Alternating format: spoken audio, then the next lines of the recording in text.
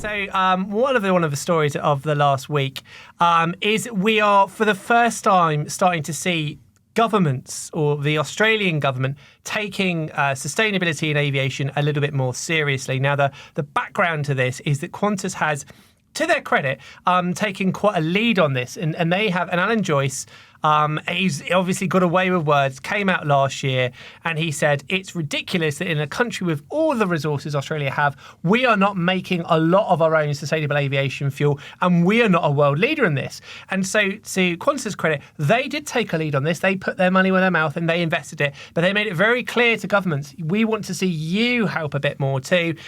We have started to see a little bit more of the federal government actually kind of opening their wallets on this.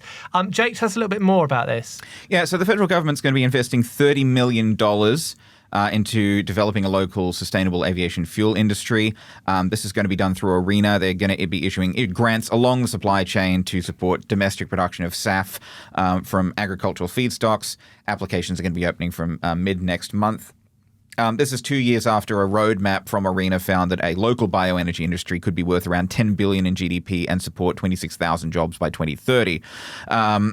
Also, what the government has done is establish this National Jet Zero Council, which will be chaired by the Transport and Infrastructure Minister, Catherine King.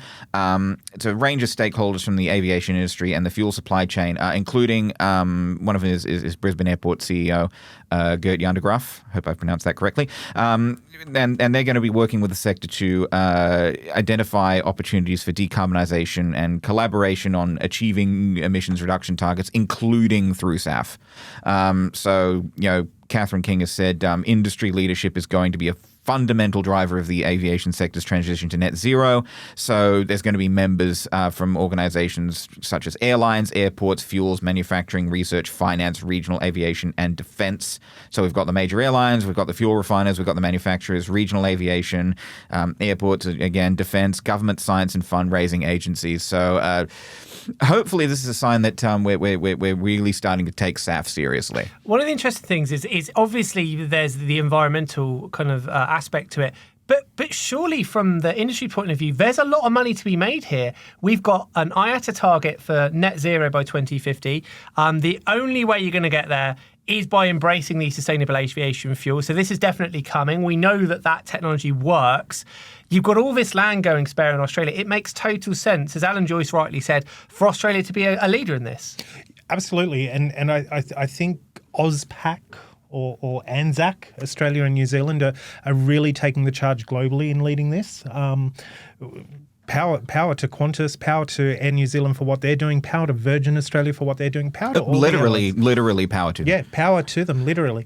When we kind of think about it, we're trying to move towards this green carbon neutral future.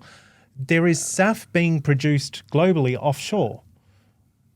And in order currently for us to bring SAF into Australia, we're having to fly it in or ship it in.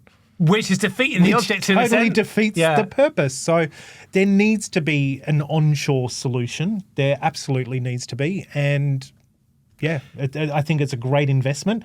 And I'm really, really excited by the direction we're taking in this. Realistically, we're probably a long way off of having electric aircraft or hydrogen-powered aircraft being able to fly a long way and being able to fly a lot of people. But SAF can work with the generation of aircraft that Qantas and Virgin are buying in now. Absolutely, it can. Well, there have been flights that currently there's a mandate for blending. There's mandates in a lot of countries for blending traditional aviation fuel with SAF.